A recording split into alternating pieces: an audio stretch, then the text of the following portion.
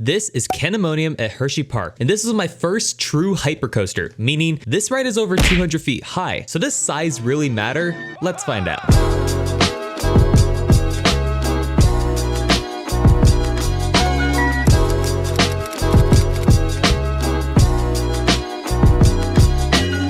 First, welcome to 808 Coaster Life. If you're new to this channel and you love roller coasters and other theme park related stuff, please consider subscribing. Now, there are many parks out there with hypercoasters, but Hershey Park has not one, but two. Hold up, isn't that redundant? Well, the first hyper was Skyrush in 2012, made by Intamin, but that ride turned out to be a little too intense for the general public, and the restraints weren't the most comfortable. It was also closed when I went. So, Hershey Park decided to build a second hyper, made by B&M, which was meant to be more graceful so more people want to ride it, and they can drive more attendants, especially since they slapped this coaster in the new front of the park. But is it still good? Definitely. But this coaster is a little difficult to review for me because I didn't exactly have the most ideal experience on it. First of all, I only got one ride on it, which I've ridden many coasters once, that's not the biggest deal ever, but I didn't exactly get the most ideal row for it. But even with the not ideal experience, I still think I got a good grasp on what the ride has to offer. You'll see when I get to it.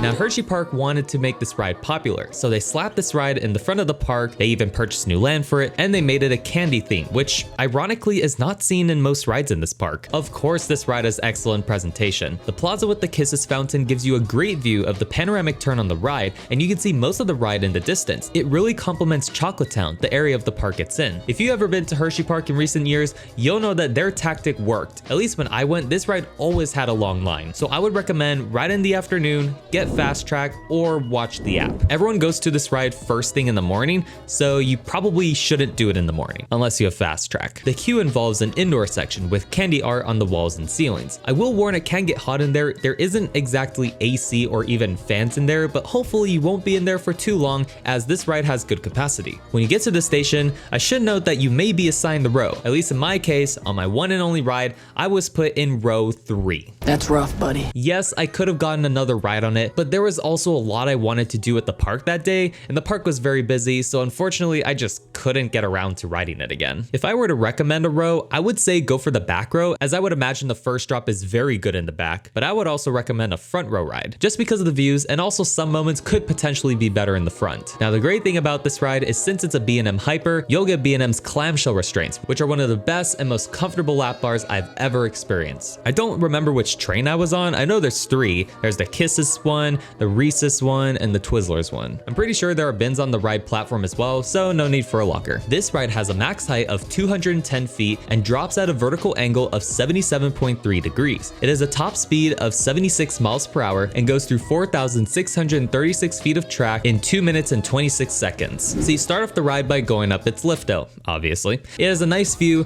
and goes at a pretty moderate pace. You start off the ride with the first drop. Now, this drop was awesome for multiple reasons. It didn't have the strongest air time. It may be good in the back, but it lasts a very long time. It's also steep too, unlike other drops that last a while. The bottom of the drop was also more forceful than I thought. I actually grayed out in that section. I noticed this first valley also had a rattle. It's not very noticeable on the rest of the ride, and it didn't detract from the experience too much, but I thought it was weird that it was there. You then go into your first camelback hill. The airtime on this hill was pretty strong, and it was very sustained. This was probably my favorite airtime moment on the ride just because of how sustained it was. You then go through a hammerhead turn, which these turns don't normally do much, but this one was kind of forceful, and it was very fun nonetheless. You then go into a second camelback hill. This hill is trimmed a little bit, so the airtime may not be as strong as the first hill, but still pretty fun. You then go into a speed bump, which isn't too common on hypercoasters made by B&M. This is definitely the strongest airtime moment on the ride, and it was pretty good ejector, and unlike something you'll find on an RMC, the airtime on the speed hill is still pretty sustained. You then go into an upward 3/4 helix, which was very forceful. You then go through this unique off-axis drop, which was a really nice surprise. It gave some floater airtime and a little bit of what I like to call reverse laterals, which is where you're hanging out the side a little because it's banked so steep. Overall, a really fun part of the ride. You then go into your final camelback, which isn't too strong or memorable. This hill is also trimmed too, but I didn't feel this trim at all. You then go into the panoramic turn you saw at the entrance. This turn was kind of forceful, but make sure to look at the Kisses fountain. That makes it more fun. You're also able to get cool photos from that turn. I know when I went, my parents stood at the Kisses fountain and they were able to get some pretty cool actual shots of us on the ride. You then do one more airtime pop before hopping into the brakes, and this last airtime hill was actually pretty strong. Dividing up the brake run is this little dip, which is like a wee kind of moment. They could have made a very simple turn, but they went above and beyond and added a little fun to an otherwise very forgettable part of the ride. If you're wondering why it exists, it's probably due to block sections. El Toro Ryan can explain it better than me.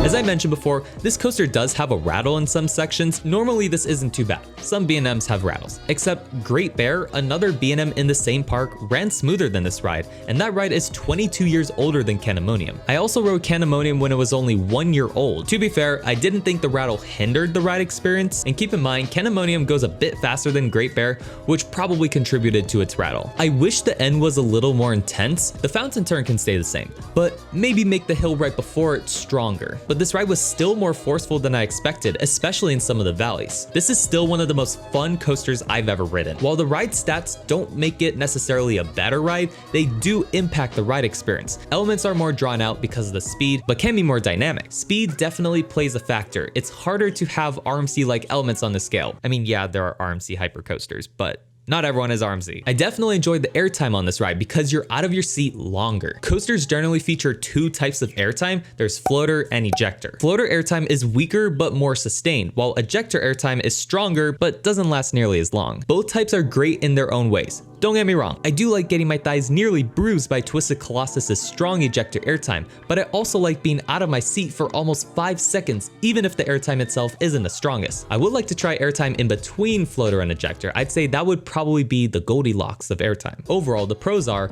re-rideability, floater airtime, drop, and comfort. The cons are the rattle and the lackluster second half. I'm gonna give this ride a final score of 4.5 out of 5 stars. This is my favorite coaster at Hershey Park, but of course I'm gonna put 3 asterisks to that. First of all, Skyrush was closed, which is usually ranked above Candymonium, and even if it was open when I went, it would have had the old restraints. Since then, Skyrush got new restraints, which apparently are much more comfortable and definitely helped the ride. Also, Wildcat didn't even close when I went, let alone get converted into Wildcat's Revenge, which many people say is one of the best in the park. But you can't deny, this ride has been very successful for Hershey Park. If I were to make any conclusion, is that I really should get back to Hershey Park. And this ride could rank even higher for me if I rode it in better ropes. But overall, this is a really fun coaster and you definitely should ride it if you go to Hershey Park. Another great ride at Hershey Park is Storm Runner. Here's my review of that coaster. Have you ridden Candymonium or a ride similar to it? If so, let me know down in the comments. Here's some other videos you should watch. And if you enjoyed this one, consider leaving a like and maybe even subscribe.